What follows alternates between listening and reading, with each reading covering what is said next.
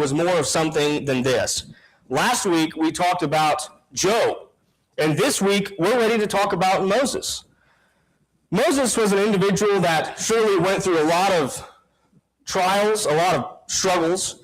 He was somebody that didn't actually have to do what he did, as Hebrews accounts. He didn't have to go through the suffering with Israel and deal with Israel. He could have just enjoyed the passing pleasures of Pharaoh's house, but he chose not to.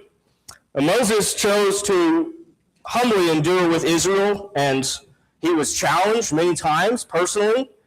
He was challenged in his leadership. He was challenged in his spirituality. We know Moses had his own problems he had to go through.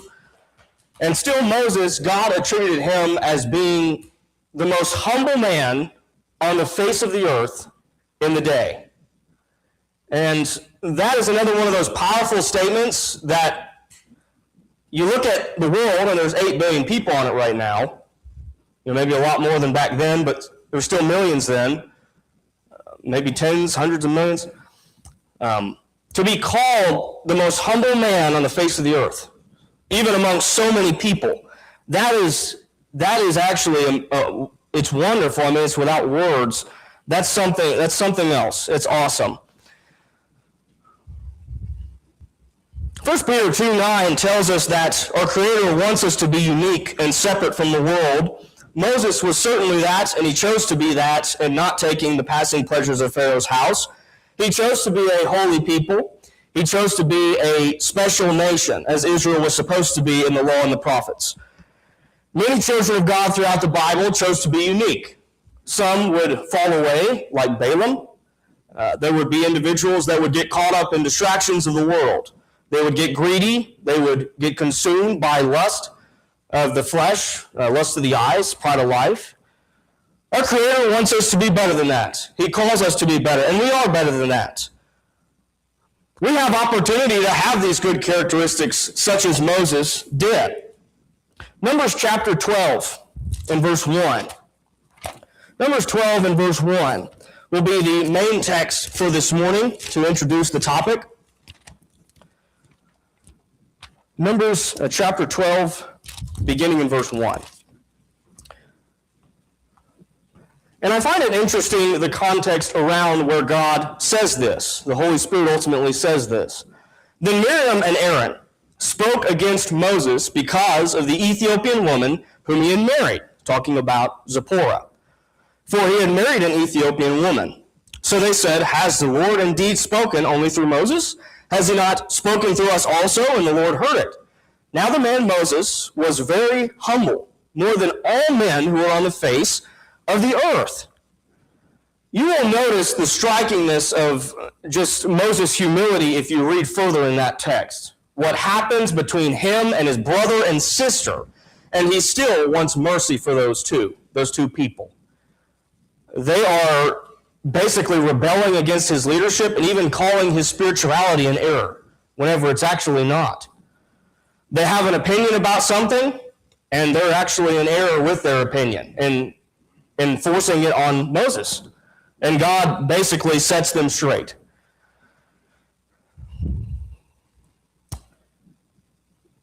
The original word here for humble is anah in the Hebrew. Anah means lowly, meek. It can even mean to be bowed down or afflicted. And it also comes with the meaning that someone is submissive before God. That is what that word means there in Hebrew in Numbers 12:3 for the word humble. So Moses acts with a very lowly attitude about himself. We know that Moses even had questions about whether he could fulfill God's work whenever God talked to him in the burning bush. And whenever God talked to him in general, we know that he maybe at times was not having faith in himself. Maybe he was down. We know Elijah had problems with being down. Many different individuals had problems with that. And it's a natural thing in a difficult world. Moses was also meek, and meek meaning gentle in interactions and his spirit overall. He was a pleasurable person to be around. Leaders sometimes think that in order to keep balance, in order to keep things going properly, we have to be powerful and mean and make people afraid of us. That is how some people and CEOs and maybe presidents of companies do things, but that's not the way that God would have you do things. He wouldn't have us be afraid of him. He wouldn't have us be afraid of each other in terror. We would rather have a respect for one another, a healthy, proper, mutual respect for one another in Christ. Humble attitudes towards each other as Christ would have and showed towards people. Moses was exactly the kind of person that Jesus Christ said that he was. Moses had a great parallel with Jesus in that he was humble. He was encouraging everyone else also to be humble. Matthew 11 and verse 29. Matthew 11 and verse 29 says, "Take my yoke upon you and learn from me, for I am gentle and lowly in heart, and you will find rest for your souls." The wording actually there Jesus uses, gentle, could be synonym with meek. And the word lowly could be synonym with humble. So, for I am meek and humble in heart, and you will find rest for your souls. And then Jesus says, "For my yoke is easy and my burden is light." Following Christ is easy. Maybe the burden is dealing with this whole world. And the work is following the light. Moses was somebody, despite the difficulty, he endured through the difficulty. He endured through it. He kept on being meek and lowly. He kept on living like God would want him to live, even in the face of a difficult time with Miriam and Aaron, his brother and sister. This event, again, they were claiming that he was spiritually in error. God defends him. If you read that text with me, if you would, please, in verse 4.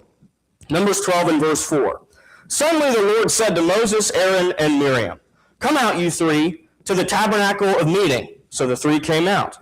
Then the Lord came down in a pillar of cloud and stood in the door of the tabernacle and called Aaron and Miriam, and they both went forward. Then he said, 'Hear now my words. If there is a prophet among you, I, the Lord, make myself known to him in a vision. I speak to him in a dream. Not so with my servant Moses. He's faithful in all my house. I speak with him face to face, even plainly, and not in dark sayings. And he sees the form of the Lord. Why then were you not afraid to speak against my servant Moses?' So the anger of the Lord was aroused against them, and he departed. And when the cloud departed from above the tabernacle, suddenly Miriam became leprous, as white as snow. Then Aaron turned toward Miriam, and there she was, a leper. So Aaron said to Moses, 'O my Lord, please do not lay this sin on us in which we have done foolishly and in which we have sinned. Please do not let her be as one dead, whose flesh is half consumed when he comes out of his mother's womb.'" Notice what Moses says here in verse 13. "So Moses cried out to the Lord, saying, 'Please heal her, O God, I pray.'" Do you understand what Miriam just did to Moses? Let me ask you something, and ask myself something. If one of you brethren, or if I, was to walk up to you and tell you that you were spiritually in error with basically having your wife, whenever you're not spiritually in error. First of all, Miriam and Aaron were basically saying that you're in sin for having Zipporah as a wife, which Zipporah had been with Moses for a while up to this point. So that's pretty emotional, pretty hard to deal with already. And also they're calling his leadership into question. I mean, these are very difficult things to deal with, very emotional. And this is his brother and sister, yes, but the things they're saying and they're claiming, both his brother and sister, Aaron, who's the high priest. And know what happens? The anger is against Aaron and Miriam. He stands up for Moses and tells them that they're wrong. And then Miriam even is struck with leprosy. And then Moses begs for Miriam's life. He basically begs for him to heal her. Again, it's his sister, but the emotion of it, maybe the anger that you might have in that moment. Moses didn't just lash out with anger maybe in that moment. He's rather praying for Miriam after that happens. He's praying for her. He's saying, please heal her. He's crying out to God, in fact, emphatically there it says. And then verse 14, we'll finish that out. Then the Lord said to Moses, if her father had but spit in her face, would she not be shamed 7 days? Let her be shut out of the camp 7 days, and afterwards she may be received again. God says this. So Miriam was shut out of the camp 7 days, and the people did not journey till Miriam was brought in again. And afterward the people moved from Hazeroth and camped in the wilderness of Paran. Isn't this the same individual that stood up for Israel numerous times whenever God offered to replace Israel with Moses lying? Literally. This man is a humble man. He had even the opportunity to replace Israel, pretty much. To do away with all of these stubborn, stiff-necked people, as is said so many times about them. He chooses rather to endure with them. He humbly stands up and tries to be merciful to them. This is a man of God. This is a man who God for sure is proud of. And that's why he calls him the most humble man on the face of the earth. He's proud of him. And I would ask you in a lesson, an application, is God proud of us? Are we so humble like that? Or even in a time of such emotional difficulty, maybe we are the bigger person? Oftentimes we fail to be. Exodus 32, verses 9 through 14 is one of those occasions where God was ready to destroy Israel completely. That he was so sick and tired of them, as he is so sick and tired with people today. But here in this context, he's so sick and tired of Israel, the people that are supposed to be following the law of Moses and have all these special privileges, the pillar of cloud, pillar of fire, the plagues, Red Sea, all of that, crossing. And here they are still doing these disgusting things and all this nonsense. He's sick of them. Exodus 32, 9 through 14. And the Lord said to Moses, I have seen this people, and indeed it is a stiff-necked people, stubborn. Now therefore let me alone, that my wrath may burn hot against them. I may consume them, and I will make of you, Moses, a great nation. Hold on. Does he take a pause and say, Lord, let me think about this for a minute? I mean, it is God offering this. It's a serious offer. No, Moses immediately, it looks like, verse 11, pleaded with the Lord his God and said, Lord, why does your wrath burn hot against your people, whom you have brought out of the land of Egypt with great power, with a mighty hand? We know the answer to that sin. Why should the Egyptians speak and say, he brought them out to harm them, to kill them in the mountains, to consume them from the face of the earth? Turn from your fierce wrath and relent from this harm to your people. So he's using the argument, don't let the pagans be able to say, look at what God has done to his people. Remember Abraham, Isaac, and Israel, verse 13, your servants, to whom you swore by your own self, and said to them, I will multiply your descendants as the stars of heaven, and all this land that I have spoken of you, I give to your descendants, and they shall inherit forever. He had all this just ready to go. All of that just ready to say immediately. When God's ready to destroy the nation, start over with Moses, and he's here begging, it sounds like, for that not to happen. So the Lord relented from the harm which he said he would do to his people. And Moses turned and went down from the mountain, and the 2 tablets of the testimony were in his hands. Moses certainly showed such humility, such amazing character there.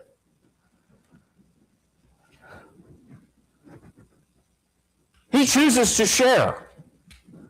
He chooses to share. He chooses to care. Rather than just take the opportunity, hey, I can have a great nation made out of me. No.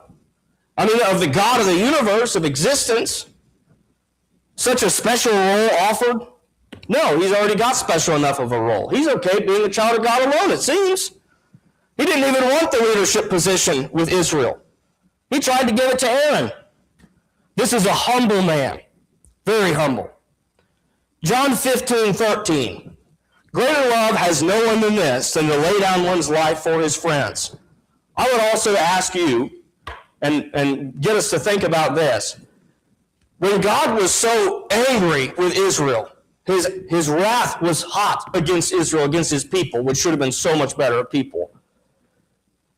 Moses was there standing up, trying to get mercy for his people. He was standing in the heat. He was standing in a place where maybe it wasn't, he should have just let God do what he was going to do.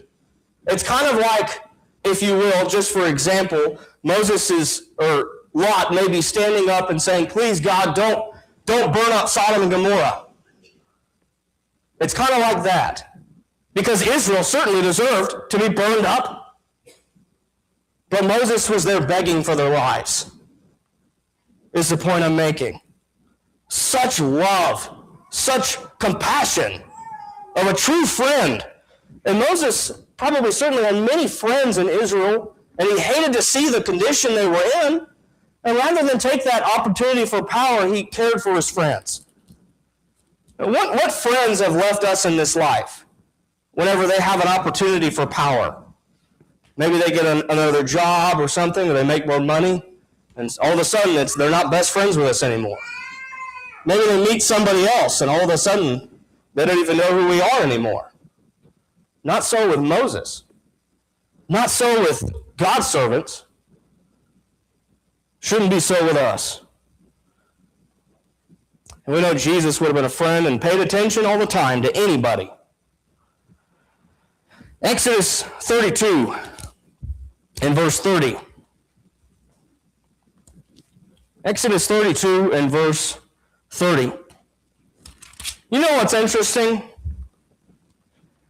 After Moses makes argument for those people, like where we just read, guess what the Israelites do? Verse 20.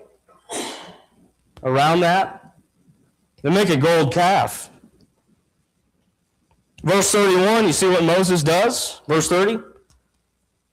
Now it came to pass on the next day that Moses said to the people, you've committed a great sin, so now I will go up to the Lord, and perhaps I can make atonement for your sin. Then Moses returned to the Lord and said, oh, these people have committed a great sin, and have made for themselves a god of gold. Yet now if you will forgive their sin, but if not, I pray, blot me out of your book which you have written. I mean, it's just almost unfathomable. This man is just, he's amazing. In a simple word, I can put it. Not only does he try, after already arguing for them, having mercy on them, after the opportunity he could have had, he does it again after the golden calf event. And then he's also saying, if Israel can't basically have mercy here, then blot me out of the book of life. Did they deserve that? Did Israel deserve that? You know how we get angry at our enemies? How we're taught to love our enemies, but we get angry at them a lot.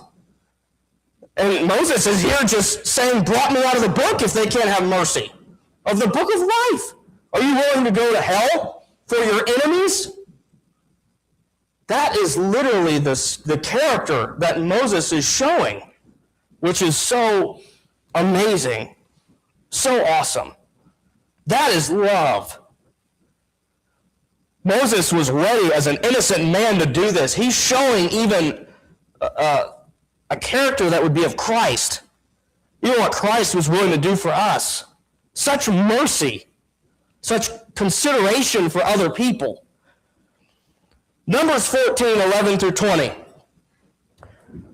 As Israel was stiff-necked, they were a very complaining people. They complained, and they complained about everything that could be complained about. Complain, complain, complain. And people have opinions, and some people complain and complain. Sometimes we should just be content, but some people complain. And I'll say some congregations of the Lord's church complain more than others and are not very content. And I would ask us, do we complain like that? Are we just complaining and complaining? And Moses had this problem with these people. And once again, Numbers 14, 11 through 20, God would have to pardon them because God is sick of their complaining. Moses is sick of their complaining, but Moses, again, begs for their lives.